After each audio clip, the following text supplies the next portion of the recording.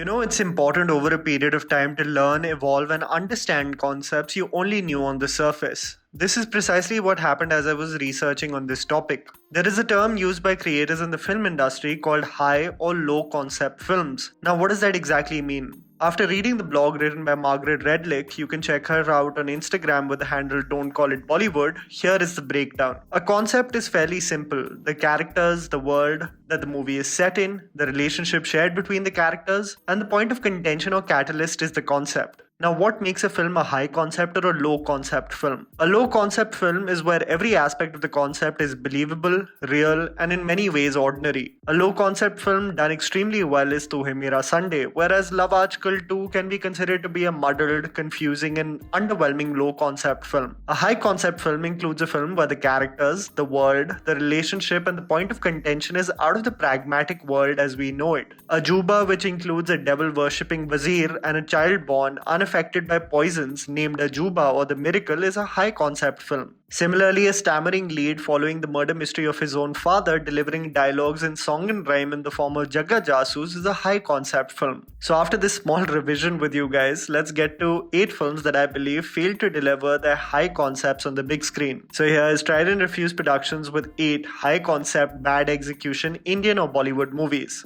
KANTHASWAMY. A movie that released in 2009, which was an attempt at a superhero film, was the Vikram starrer Kanthaswamy. What was pitched as an archetype Batman with Robin Hood values seemed exciting as a franchise to develop. The story would progress on how an undercover CBI officer takes matters into his own hands to punish the corrupt and help the needy with his crew of 11 friends. But Kanthaswamy fell into the trap of what many ambitious projects fall into, when the movie has to become about everything rather than its core. What we got was a cringeworthy love story which starts as a comedic gag with a false rape accusation, gags that would categorically appear independent from the story developing. Superheroes ought to be cool, right? But what we got was a man who dresses up and makes rooster-like noises while fighting bad guys. More importantly, generic villains to a superhero. Kanthaswamy, the version you will see on YouTube, is also cut down. It was originally 3 hours and 15 minutes long, and a movie that just lost its focus to develop an interesting concept. Despite being a Vikram starrer, it could not lead to monumental business in the box office as well.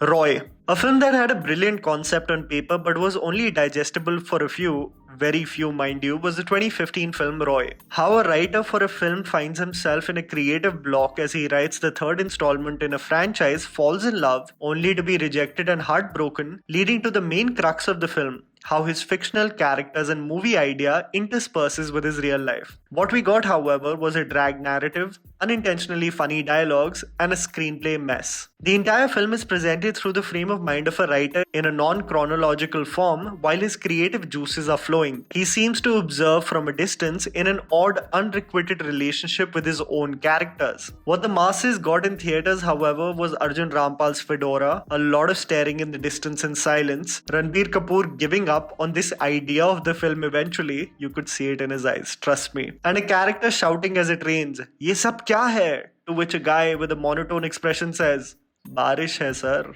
The execution was unappealing and honestly boring, that had a lot of potential with respect to its concept.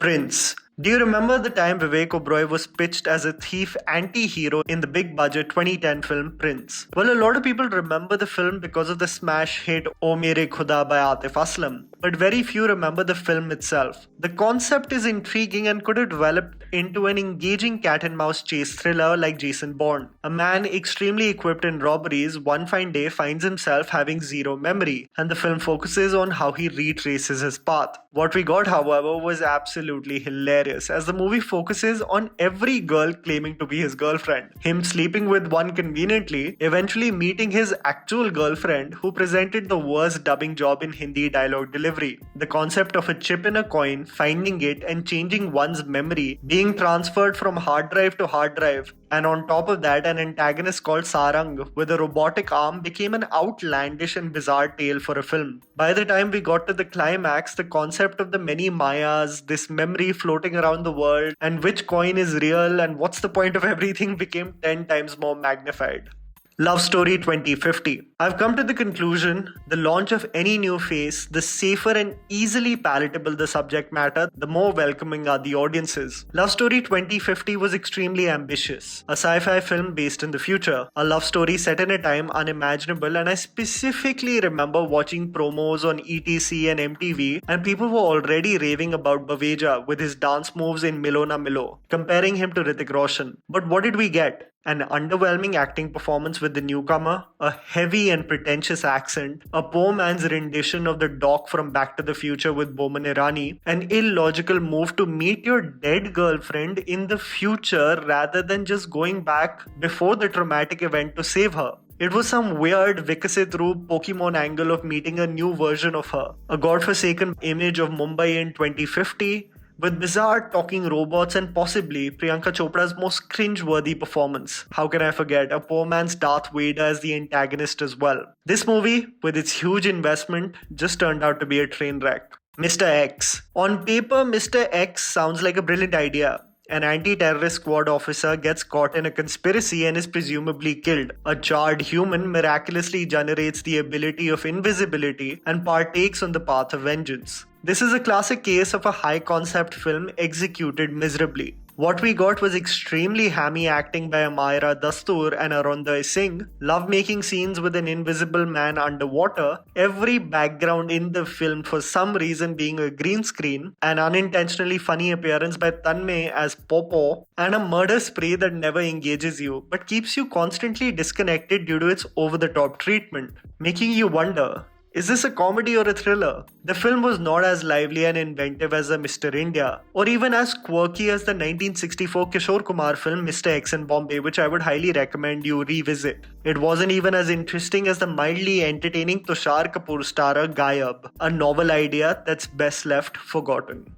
MAATTRRAAN. K.V. Anand is known for creating commercial films with thought-provoking plots. MAATTRRAAN on paper seemed to present another K.V. Anand formula. A movie based on conjoined twins, polar opposite in personalities, shedding light on genetic engineering and the godlike complex of individuals in the field of science. Seemed like an extremely interesting movie concept. With Surya's performance abilities and impeccable work by the VFX department, MAATTRRAAN technically excelled and presented an enjoyable and heartfelt first half. It faltered miserably, however, with its second half. 2 hours and 48 minutes long, MAATTRRAAN provides the dichotomy of the twins, its strongest quality by the way, only briefly, and snatches it right away. The culprit is presented too soon, removing the brilliance of big reveals in the thriller. Surya tries to do all the heavy lifting as we get transported to scenic locations in Eastern Europe, abrupt song transitions, a backstory of Summer Olympics in 1992, a cover-up plane crash, and an angle of revenge we knew was coming from a mile away.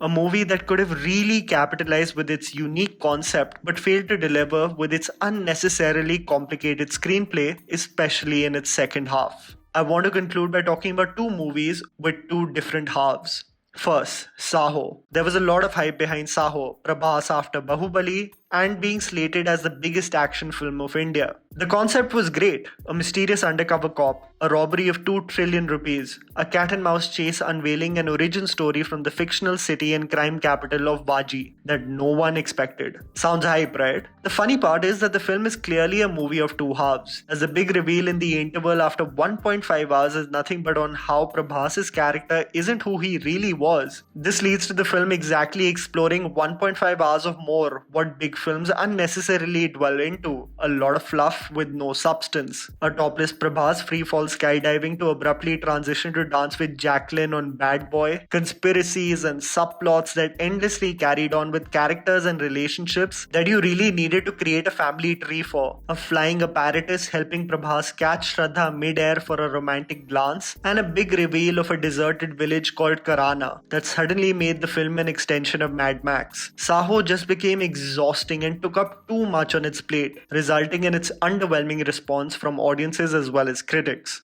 Zero. Shah Rukh Khan in his most experimental role, and Red Chillies doing revolutionary VFX in the Hindi film industry. A vertically challenged man, Bawa, from Meerut, unintentionally matches through a matrimonial site with the scientist Afia, who has cerebral palsy. A man who is a dreamer and does not want to be tied down with a relationship leads to the development of a journey of self-discovery and proving oneself to a person who never judged him. The film is an example of what happens when intelligent directors who make gems with mid-level budgets get handed everything. Zero, when it was set in Meerut, was a breeze of a film. Enjoyable, hilarious, and heartfelt. But what followed in the second half, which included a dreamy possibility of an affair with a celebrity, dealing with the harsh reality of rejection, a reunion of sorts in the States, a big reveal of a child he never knew of, getting shunned, running through the streets of New York dejected, volunteering for a mission in space, yes, an illiterate man from Meerut getting selected.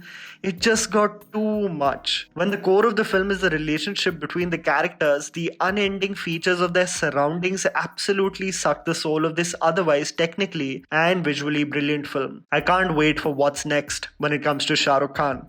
And that was a video, guys. Write down in the comments below if you have some movies that come into your mind when you look at the title. Please don't forget to follow me on Instagram. The handle's right in front of you. Follow me at JammyPants4. Also, please support us by smashing the like button and subscribing to our channel for weekly content ahead. Thank you for watching.